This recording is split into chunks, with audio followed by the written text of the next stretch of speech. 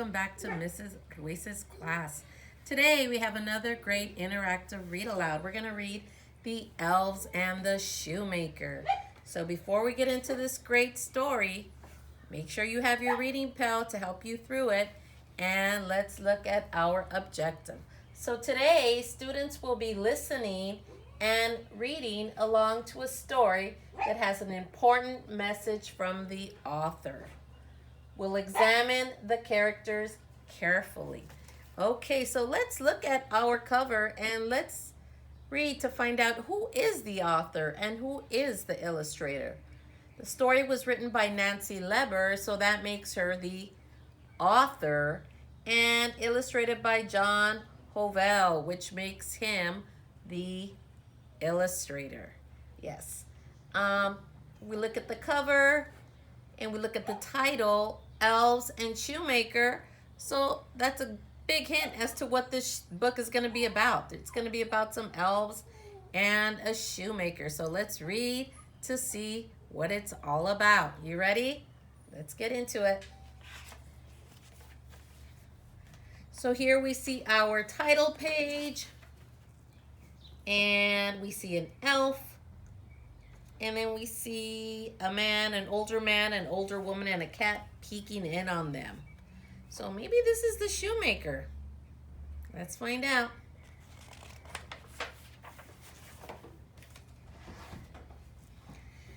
Once there was a poor shoemaker. He and his wife lived in a little house. The shoemaker worked hard. Snip, snip, he cut some leather. Stitch, stitch, he sewed it. Tap, tap, he pounded with his hammer. He worked hard, but he was poor. One winter night, he had just a little leather left. There was enough for one pair of shoes. Snip, snip, he cut the leather. It's late, he said to his wife. I'll finish in the morning. He left the leather on his table. So let's look at that illustration. Look at their expressions.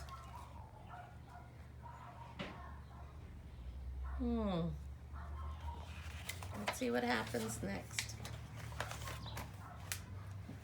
The night was cold. A fierce wind howled. It made the little house shake. It made the little windows rattle. The shoemaker's wife took the last bit of flour. She used it to bake some bread. Okay, in every picture we've seen so far, they look very unhappy and miserable. Why do you think they're so sad? Tell your reading pal, why do you think the shoemaker and his wife are so sad? I'm going to tell Oliver.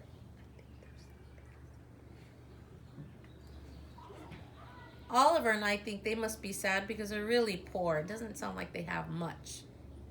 But let's see what happens. The next day, the shoemaker woke up late. He went to his table. In place of the leather was a pair of shoes. Do my eyes play tricks on me? Asked the shoemaker. He picked up the shoes. Wow, he shouted. Look at that. There's a pair of shoes. How do you think those shoes got there? Tell your reading pal how you think those shoes got there.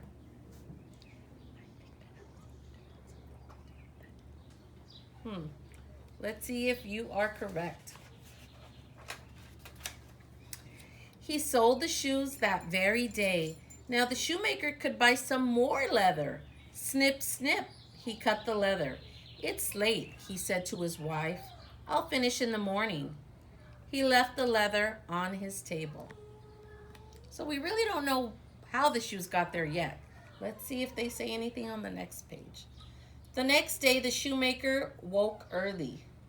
He went to his table. Now there were 2 pairs of shoes. Do my eyes play tricks on me? He asked.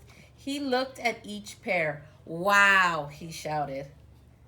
Okay, so this is pretty amazing. He leaves leather overnight and awakens to find not only 1 pair of shoes, but 2 pair of shoes, boys and girls. What do you think's going to happen next? Tell your reading pal what you think might happen next. Go ahead and predict.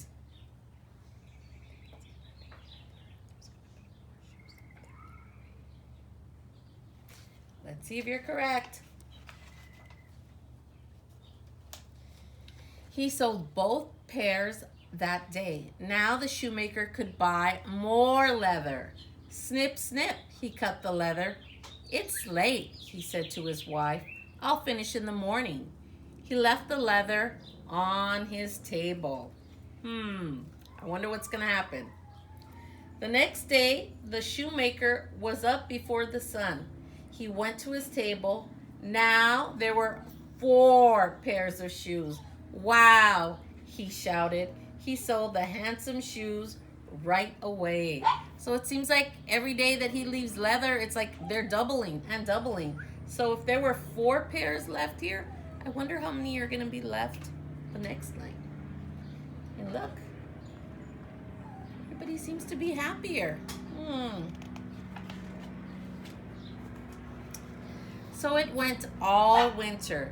Before long, the shoemaker was rich. How does leather turn into shoes? Is someone coming into our house? Asked the shoemaker's wife. Are we in danger? We must find out. That night, the shoemaker left out more leather. Okay, so if you look at them, remember in the beginning they hardly had anything to eat, and now they're having a feast. Even the kitten's enjoying food. Look how plump he looks. But the shoemaker's wife, she's pretty suspicious as to who could be coming in and making the shoes. Maybe they're in danger. Let's find out. The shoemaker and his wife hid. They were a little scared. At midnight, they heard sounds. Snip, snip, stitch, stitch, tap, tap. They heard giggle, giggle. So they heard a giggle, giggle. Who do you think it could be? Any idea? They saw 2 little elves. In a snap, the elves made the shoes. Then they jumped down. They danced and sang, fiddle-dee-dum, fiddle-dee-dee. And here we are as warm as can be. Then the elves left. The poor things, said the shoemaker. It's a very cold night. Their clothes are so thin. Yes, said the wife. We must help them. They were kind to us. Okay, so let's look at those last 2 sentences. We must help them. They were kind to us. So it sounds like they think they should be kind to the elves because the elves have been very kind to them. Are you thinking the same thing I'm thinking? Let's find out.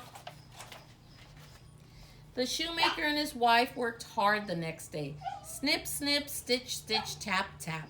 The shoemaker made little boots. Snip, snip, stitch, stitch. His wife made little coats and hats. The little clothes were ready. That night, the shoemaker and his wife hid again. At midnight, the elves skipped into the house. They saw the new clothing. They clapped for joy. In a snap, they dressed.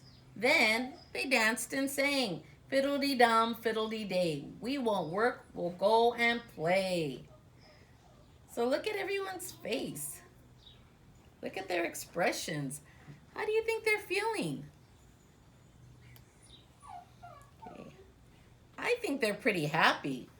I think the shoemaker and his wife are happy that they have been able to make nice things for the elves, and the elves are happy and appreciating their gifts. So they're all looking very happy. Let's find out what happens. The shoemaker and his wife smiled. The elves danced out of the house.